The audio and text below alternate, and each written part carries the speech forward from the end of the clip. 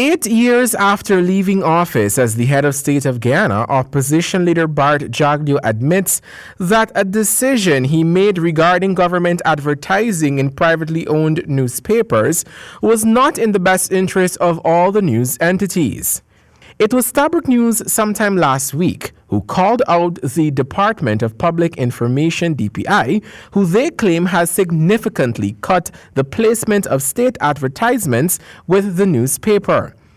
DPI, however, responded to those allegations, stating that the reduction of state ads in the newspapers was as a result of the newspaper's own decision to suspend bookings until significant arrears were cleared. But this is not the first governing administration that has been accused of either cutting or pulling state advertisements from Stabroek News. It also occurred under the Jagdeo-led regime, which pulled a number of state ads from several news outlets. During his weekly press conference, the now opposition leader said that during his tenure, the majority of state ads were awarded to newspapers with the highest circulation.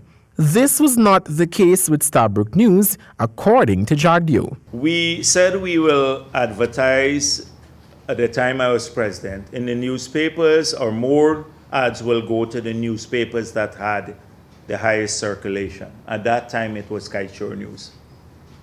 And so the paper you work for was a beneficiary of that. The opposition leader admitted that while he may not be the most suitable person to criticize the actions of the administration regarding state advertising, he suggested that moving forward, newspapers should be given an equal share of the pie. In retrospect, it may be the wrong decision, and I'm saying this today. In retrospect, it may be the wrong decision.